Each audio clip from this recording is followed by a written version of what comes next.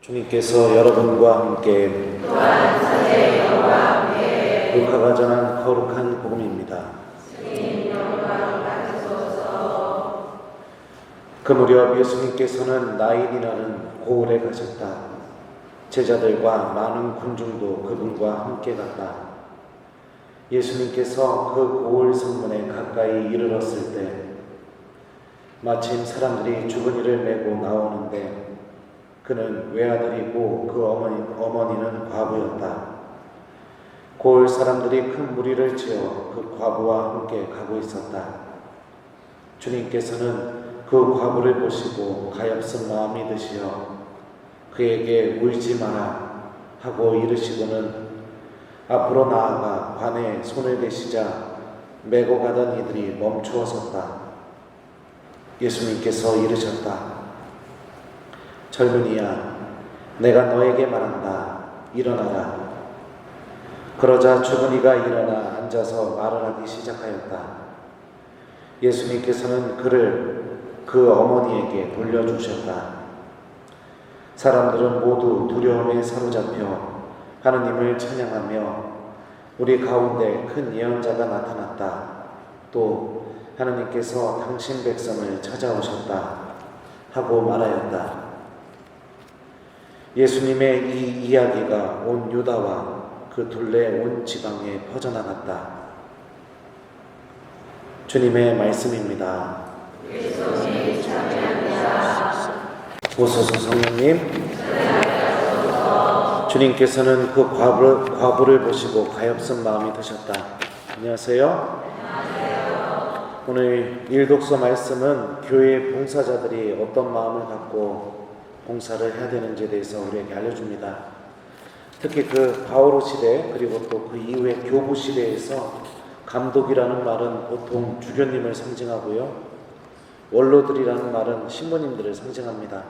그리고 봉사자라는 말은 보통 부제님들을 상징하는 단어입니다. 그런데 이게 그러면 주교님과 부제님들에게 해당되는 말씀인가? 아니죠.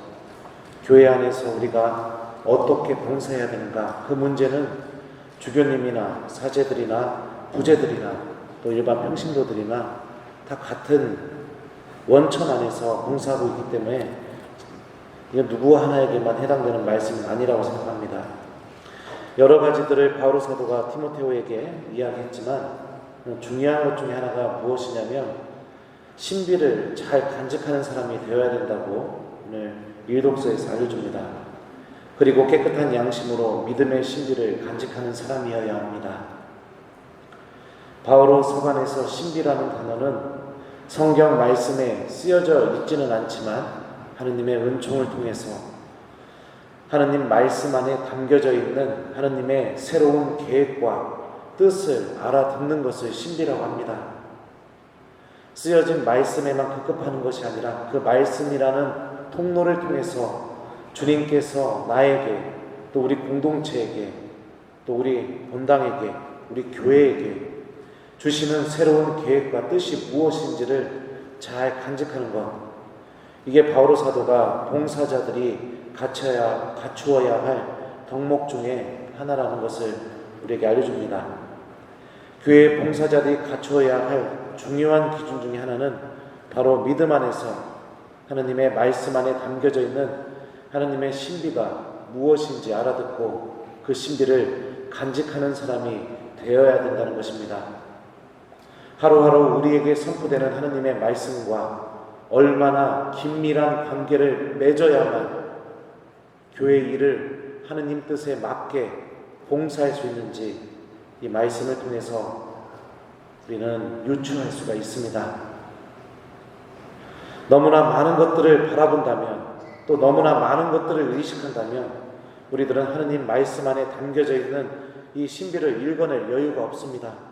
사람들한테 인사받아야 되고 사람들이 보이는 앞에서 인사하면서 내가 이 봉사를 한다는 것을 인정받아야 되고 또 내가 이 봉사를 하는 동안 어떤 하느님의 말씀을 기쁜 마음으로 이웃들에게 실천했는가, 그게 아니라 사람들의 평가를 듣는데 또 수고했다는 말 한마디 듣는데 이런 것들에 급급하다 보니까 하나님의 말씀을 기억할 여유도 없고, 이 봉사를 통해서 하나님이 나에게 무슨 일을 바라시는가 그거를 헤아릴 마음의 여유도 없어집니다. 내 봉사를 통해서 하나님의 어떤 말씀이 실천되고 있는가, 하나님이 나의 노력과 땀을 통해서 당신의 어떤 말씀을 이루시려고 나를 지금 움직이고 계시는가, 이런 하나님의 신비를 알아들어야 됩니다. 말씀을 통해서 하나님의 신비가 나에게 전달이 되고, 그 신비가 나를 움직이는 삶이 봉사입니다. 어떤 분들은 그런 분들이 있어요. 열심히 봉사하고 다 두 번 다시 봉사하고 싶지 않다고 얘기하죠. 왜 그러냐고. 아무도 수고했다고 말 한마디 안 해줘서 기분 나빠서 봉사 안 하겠다. 그거는 봉사한 게 아니라 내 자신을 누군가에게 인정받기 위해서 몸부림친 겁니다. 며칠 전에 대세를 주러 간 적이 있었습니다. 근데 그 형제님이 세례받기를 강하게 거부했습니다. 사제 앞에서. 그래서 세례를 못 주고 돌아왔었죠. 그런데 또 시간이 좀 지나서 며칠 전에 그 따님한테 전화가 왔습니다. 아버지가 지금 돌아가시게 생겼으니까 응급실이니까 신부님 와서 대세를 좀 주십시오. 어떻게 해야 됩니까? 왜요? 세례받기를 정신이 말짱할 때 완강하게 거부하신 분인데,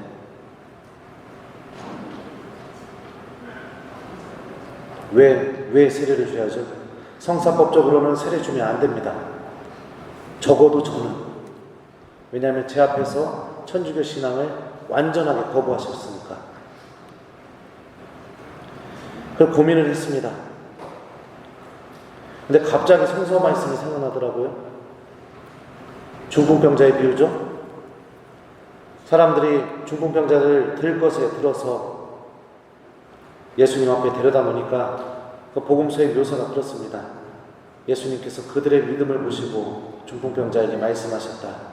얘야, 너는 죄를 용서받았다. 저는 그 말씀이 생각날 때 하나님한테 얼마나 감사드렸는지 모릅니다. 예수님이 바라보시는 것, 그들의 믿음이라면 저도 제가 지금 이 순간 바라보고 판단해야 될 기준이 그 딸의 믿음이죠. 그 따님의 믿음. 그 믿음이 예수님을 움직였던 것처럼 나도 그 믿음을 두고 움직여야 된다. 그리고 가서 대세 줬습니다. 하느님의 말씀이 우리들을 움직이는 봉사가 되어야 됩니다. 말씀을 담지도 않기에 봉사할 때 하느님의 말씀도 기억이 나지 않는 겁니다. 그런 분들의 전형적인 특징은 비난하고 비판하는 데는 익숙합니다. 그리고 복음적인 가치를 내세우면서 누군가를 험담하고 깎아내리는 데도 익숙합니다. 그러면서 아무도 알아주지 않는 그 순간에 하느님 안에서 하느님이 나를 바라보고 계시다는 사실은 인식하지 못하고 이 봉사 자체가 지쳐간다고, 힘들다고 보통은 그렇게 이야기합니다. 예수님의 장례를 앞두고 어떤 여자가 향유를 들고 와서 예수님 발 앞에서 그걸 깨트려서 예수님께 봅니다. 제자들이 뭐라고 얘기하죠? 이렇게 비싼 향유를 왜 허투루 쓰는가? 요한복음에 의하면 300데나리온에 팔아서 가난한 이들에게 나눠주었으면 얼마나 좋았을까? 전형적으로 하나님의 신비를 읽어내지 못하는 사람들의 사고방식입니다. 좋은 명분이죠. 복음적인 가치, 가난한 이들을 먼저 생각해야 된다. 누구도 반박할 수 없는 그 기준, 그거를 가지고 예수님께 한 그 행동을 어떻게 사용합니까? 결국에는 비난하는 데 사용합니다. 하느님의 말씀은 누군가를 비난하기 위해서 우리에게 주어지는 게 아닙니다. 아무리 좋은 명분으로 내가 하느님 말씀의 의지를 담으면서 살아간다 하더라도 열매가 비난이고 누군가를 모욕하고 깎아내리고 그렇다면 그 사람은 하느님의 말씀 안에 담겨져 있는 신비를 읽어내면서 정말 이 순간에 하느님이 나에게 무엇을 바라시는가 이거를 전혀 헤아리지 못하면서 봉사 자체에만 지쳐서 살아가는 그런 봉사자가 된다고 생각이 됩니다. 오늘 복음 말씀도 한번 들어보죠.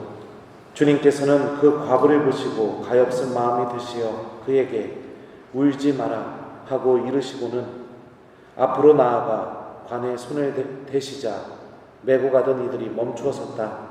예수님께서 이르셨다. 젊은이야, 내가 너에게 말한다. 일어나라. 가엾은 마음이 예수님을 움직였습니다.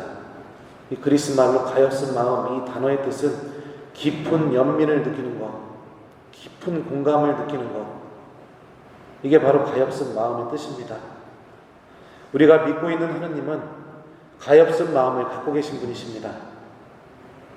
이 마음은 착한 사마리아인의 비유에서 강도를 만난 이에게 아무것도 바라는 것 없이 그를 살리도록 움직이게 하는 마음이었죠.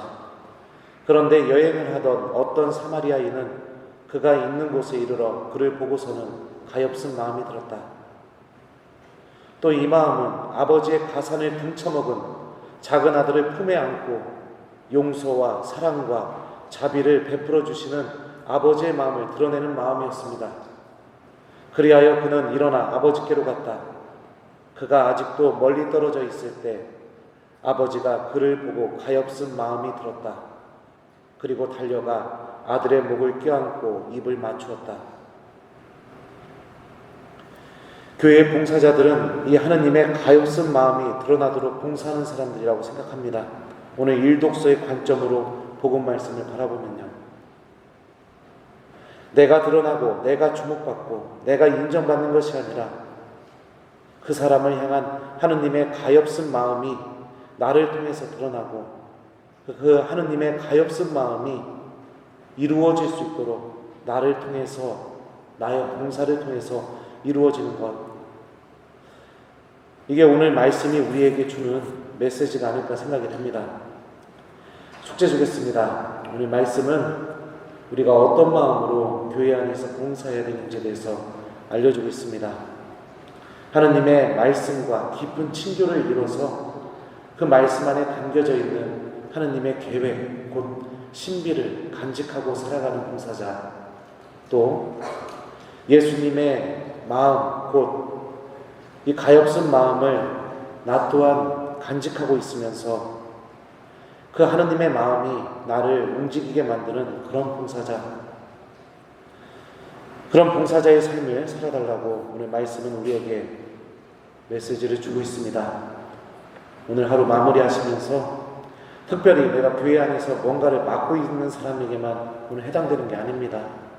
나는 가정 안에서 어떻게 봉사하고 있는지, 또 나는 일터와 이웃들 안에서 어떻게 봉사하는지, 또 나는 교회와 본당 안에서 어떻게 봉사하고 있는지, 나의 마음 속에 이 하느님의 말씀과 나를 비롯한 모든 사람들을 향한 이 하느님의 애타는 이 가엾은 마음이 내 안에서도 공감되고 또 살아있는지 한번 오늘 말씀을 통해서 내 자신을 성찰해보는 저녁이 되었으면 좋겠습니다. 숙제는 성찰 한번 하기입니다. 하느님의, 우리가 믿고 있는 이 하느님, 나를 향해서 어떻게 해서든지 살리려고 하는 그 가엾은 마음을 갖고 계신 하느님, 우리들도 그 하느님의 마음에 동참하고 공감하는 그런 하느님의 자녀들이 되도록 노력해봤으면 좋겠습니다. 주님께서는 그 과부를 보시고 가엾은 마음이 드셨습니다.